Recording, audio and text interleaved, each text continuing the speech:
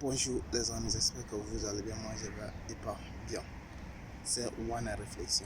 Les trois choses, les trois conseils que je vais vous donner aujourd'hui qu'il faudra mettre en place si tu es une personne ou bien si vous êtes des personnes qui sont à la recherche des documents en Italie. Elle est très importante et ça doit être permis de séjour ou bien n'importe quel document.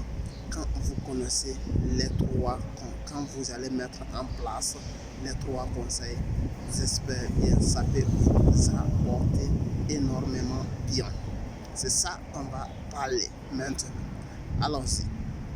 Maintenant, le premier conseil que je vous donnerai, si vous êtes une personne qui est à la recherche des documents en Italie, permis de séjour, qu'est-ce qu'il faut mettre en place? Premièrement, il faut connaître premièrement ton sujet.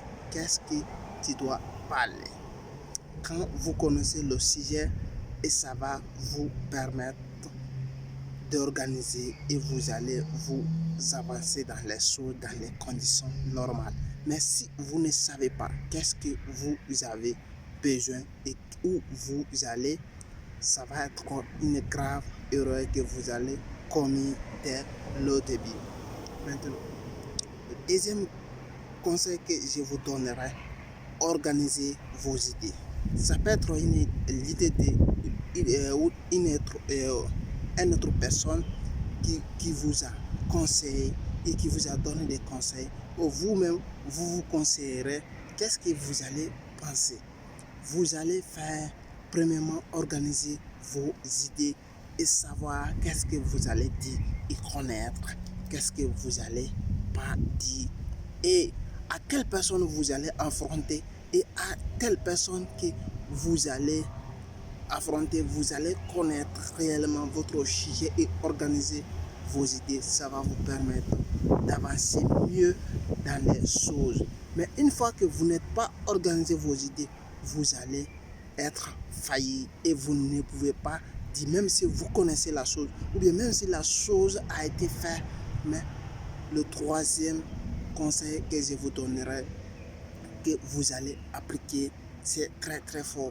Avoir confiance en soi. Même si les trois premiers conseils que les deux premiers conseils, les deux premiers conseils que je vous ai donnés, mais même si vous avez appliqué les deux conseils strictement bien, mais qu'est-ce qui va vous faucher si vous n'avez pas confiance en soi, vous n'avez pas confiance en vous, ça va vous coûter cher. Parce que quelqu'un qui n'a pas confiance en soi, même si vous êtes en train de dire la vérité, ou vous êtes en train de dire une vérité, mais si vous-même, vous ne croyez pas ce que vous êtes en train de dire, ce n'est pas une vérité, ça doit aller hors sujet, ça ne doit pas être maintenu. Mais si vous savez réellement ce que vous dites est vrai, et vous vous concentrez, vous vous dites et vous allez vous dire et vous allez vous répéter que vous-même, ce que vous dites c'est vrai, même si c'est des mensonges, et vous allez, les philosophes ont montré cette preuve-là. Tu peux parler quelque chose et tu montres des preuves, les gens peuvent accorder. Même si c'est une vérité, vous allez, si vous n'avez pas des arguments bien, des arguments et des preuves pour accompagner votre vérité, ça ne peut pas être reconnu par certaines personnes, par certains individus. Mais qu'est-ce qu'il faut faire? Il faut avoir confiance en soi et concentrer ce que vous faites.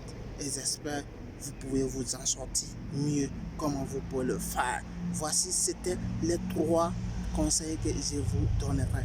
Mais qu'est-ce que vous allez faire? Si vous voulez connaître mieux, qu'est-ce que vous allez faire? Regardez dans la description, il y a un livre qui va vous expliquer comment, si vous voulez prendre des maisons ou une formation, comment on a fait, comment on est parti de zéro jusqu'à maintenant. On va vous expliquer et vous allez vous abonner à la chaîne et me laisser des commentaires. C'est One Réflexion. Et surtout, n'oubliez pas de déclencher la cloche de notification et ça va vous permettre, chaque vidéo qu'on va publier, vous serez la première personne à recevoir des notifications.